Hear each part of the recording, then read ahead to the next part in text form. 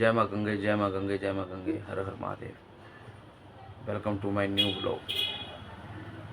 मैं 2 दिन से ब्लॉग वगैरह कुछ नहीं बना पा रहा हूँ। इतना बड़ा हादसा हुआ। वैसे तो कोई इतना वो भी नहीं है कि नहीं बना पा रहा हूँ, तो कोई बहुत ज़्यादा दुनिया है, मगर अपने एक एंटरटेनमेंट के लिए हम यूज़ करते थे ये प्लेटफॉर्म, पर मैं नहीं कर पा रहा हूँ यूज़, नहीं भुला पा रहा हूँ उस हादसे को। हादसा तो एक वो होता है कि कोई जा रहा हो, कुछ हो जाए, ये तो ज़बरदस्ती की हुई जानलेवा हरकतें हैं। नहीं भुला पा रहा हूँ उस चीज़ को। मेरी आप लोगों से यही दरख्वास्त है कि अपने क्रोध को शांत रखें, क्योंकि जो होना है वो सरकारें अपने आप करेंगी। अपने अड़ोस पड़ोस में आपसदारी में प्रेम प्यार बनाए रखें। किसी भी इस आतंकवाद को मैं हर बार एक ही बात कहूँगा, किसी भी जाति से मत तोलें, क्योंकि जो वहाँ पे 28 लोग मरे हैं पहलगांव में, उनमें से एक हिंदू होते हुए भी असली हिंदू था, वो भी एक मुसलमान था। तो आप किसी भी जाति को मार्क में मत लीजिए। जो वो आतंकवादी आए थे, उन्होंने ये जो पतलून उतरवा के, लिंग चेक करके, कलमा पढ़वा के जो कराई, ये सब उन्होंने ड्रामा कराया कि हम, क्योंकि हिंदुस्तान में जो भी है वो हिंदू ही है, क्योंकि हम हिंदुस्तानी हैं, हम और कोई नहीं है। हम राम भक्त हैं, चाहे वो किसी भी धर्म के हो, कोई कुछ भी मानता हो, पर है तो आप लोग इंडियन ही ना। बोल्ड में अपने रिलीजन के आगे हमें इंडियन ही लिखना पड़ता है, सिटीजन के आगे इंडियन ही लिखना पड़ता है। तो इंडियन को आप लोग ऐसे बांट नहीं सकते, ये इंडियन है, कोई वो नहीं। बाकी उन आतंकवादियों ने तो अपने सर एक ऐसा ग्रह बना लिया है कि उनकी मृत्यु तो निश्चित है।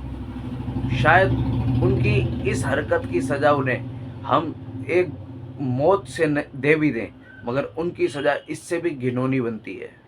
उन्हें सरेआम चौक के बीच खड़ा करके चप्पलों जूतों से चीले उनके शरीर को खाएं, उनके साथ इतना घिनौना किया जाए जो सोच भी वो ना सकते हो। सिर्फ एक धर्म की वजह से आप लोग हम लोगों को मार देंगे, या एक आतंकवाद की वजह से आप लोगों में मार देंगे। हम लोग इतने तो नाजायज़ नहीं किया किसी ने किसी के साथ भी। ये क्या हरकत है? आज कश्मीर में भूखमरी मच जाएगी दोबारा पहले जैसी, अगर हालात को नहीं रोका गया। ये तरीका है हमें वहाँ से भगाने का, मगर एक बात वो जान लें कि अब हम भागने वाले नहीं हैं। हम अड़ चुके हैं, हम कुछ करने के लिए तैयार खड़े हैं। तुम हमारे 28 लोगों को, बेगुनाहों को मार सकते हो, उससे क्या जीत पालोगे तुम क्या कश्मीर जीत लोगे? तुम्हें एक बात नहीं पता कि हिंदुस्तान का झंडा फहराया जाता है लाल चौक पे, हर कश्मीरी तरसता है इंडियन को अपना बनाने के लिए। आप लोग अपने देश का हाल देखो ना, जिस देश के आप लोग नागरिक हो, जिस देश के आप कलमे पढ़ रहे हो, भूखा मरेगा वो देश। अभी तुमने पानी रोका है, थोड़े दिन बाद खाना रोकेंगे।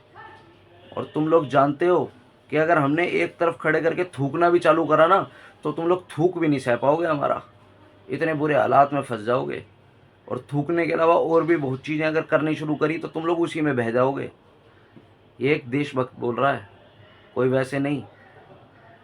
वैसे तो मैं हमेशा से कहता हूँ कि जंग में कुछ नहीं रखा, मगर अगर तुम लोग अगर हमारे ऊपर जंग का जिद करोगे तो हम पीछे हटने वाले नहीं हैं।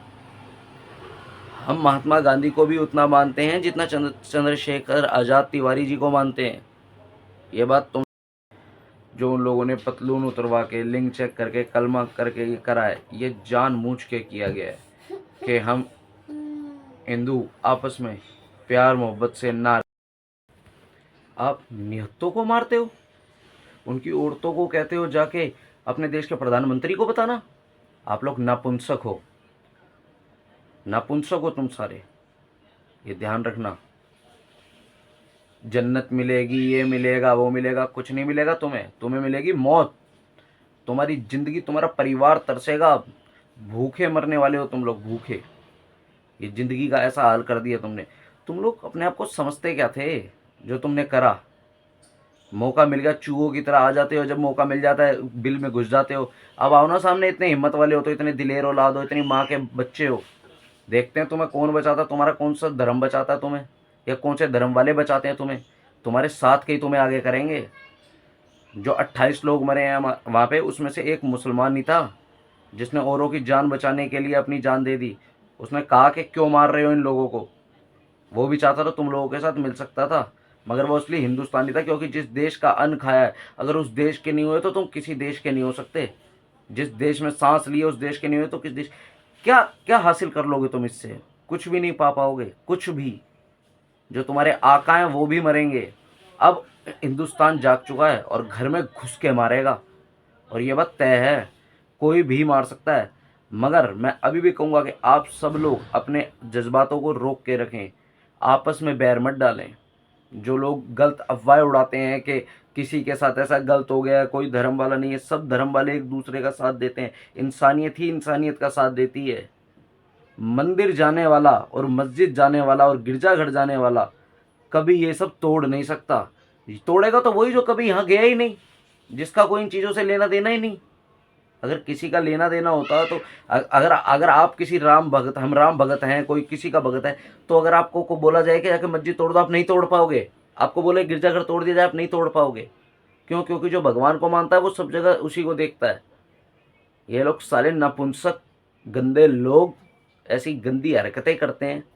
जो करा है उसका भुगतान तो करना पड़ेगा बेटा।